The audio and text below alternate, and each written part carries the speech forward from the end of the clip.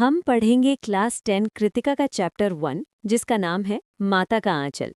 ये कहानी है तारकेश्वर नाथ की, जिन्हें प्यार से उनके बाबूजी और उनकी मैया भोलेनाथ कहा करते थे। भोलेनाथ और उनके पिताजी का बहुत ही प्यारा रिश्ता था।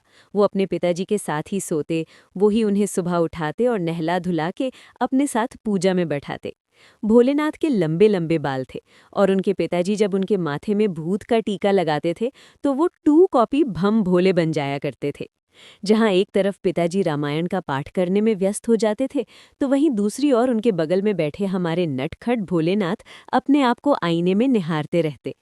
रामायण पाठ के बाद पिताजी कागज के छोटे छोटे टुकड़ों में 500 बार राम राम लिखा करते थे और फिर उसे आटे की एक लोई में लपेटकर गंगा जी में विसर्जन करने निकल पड़ते।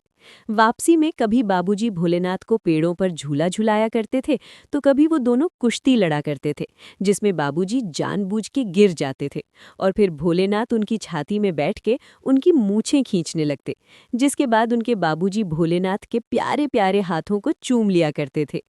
भोला को दाल भात भी बाबूजी ही खिलाया करते थे, लेकिन माँ तो माँ होती हैं।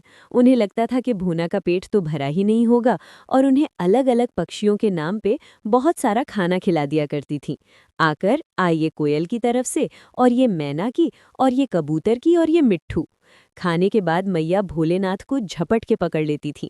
भोना चाहे जितना रोले, लेकिन उनकी माँ कान में तेल डाले बिना और लट्टू डाल चोटी बनाए बिना उन्हें छोड़ती नहीं। फिर तैयार होकर रोते रोते भोना अपने घर से बाहर आते और थोड़ी ही देर में अपने दोस्तों के साथ खेलते खेलते सब भूल जाते। अपने दोस्तों के साथ भोना तरह तरह के खेल खेला करते थे। कभी मिठाई की दुकान लगाते, जिसमें मिट्टी के लड्डू, पेड़ के पत्तों की कचौड़ी और टूटे मटके के बतासे बनाते थे। तो कभी धूल की मेड़ का घर बनाया करते थे। और कभी हमारे नन्हे मुन्ने भोलेनाथ और उनके दोस्तों को खेती करने का मन हो गया तो पूरा बगीचा खेत बन जाता था। एक ही पल में फसल उग जाती थी और अगले ही पल फसल काट भी ली जाती थी। और इन सब में बाबूजी भी भोना का पूरा पूरा सहयोग करते थे। कभी नकली बारात का जुलूस निकालते, तो कभी समधी बन जाते और बकरे में बैठ के पूरे बगीचे में इधर से उधर चक्कर लगाते। हाँ जी, ये तो सिर्फ हमारे भोना के खेल थे। अभी आप शैतानियां सुनो जरा। कभी गांव में किसी दूल्हे की पालकी आती देखी तो भोना और उनके दोस्त जोर जोर से चिल्लाने लगते थे, रह रे रह पुरान रह, दो की कन्हैया हमार मेहरी। अब जो कि ये भोजपुरी है तो इसका एग्जैक्ट मतलब तो नहीं पता, लेकिन जहाँ तक मेरी दूर दृष्टि जाती है, जो कि ऑफकोर्स बहुत दूर नहीं जाती, इसका मतलब होना चाहिए, दूल्हे राजा आप रुको जरा, हम आपकी दुल्हन को अपनी बीवी बनाएंगे। ये सुनकर एक बार एक बूढ़े दूल्हे ने भोलेनाथ को एकदम दूर तक खदेड़ डाला।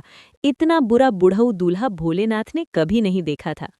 वैसे एक बार की बात है, भोलेनाथ और उसके दोस्त बगीचे से आम तोड़ के आ रहे थे और रास्ते में उन्हें बूढ़े तिवारी मिल गए।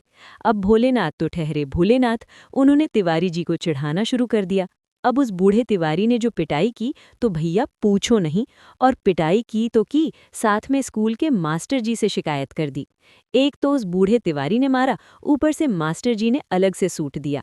अब इतनी मार खा के भोलेनाथ की आंखों से जो गंगा जमुना बहना चालू हुआ, तो सीधे स्कूल में बाबूजी को आना पड़ गया।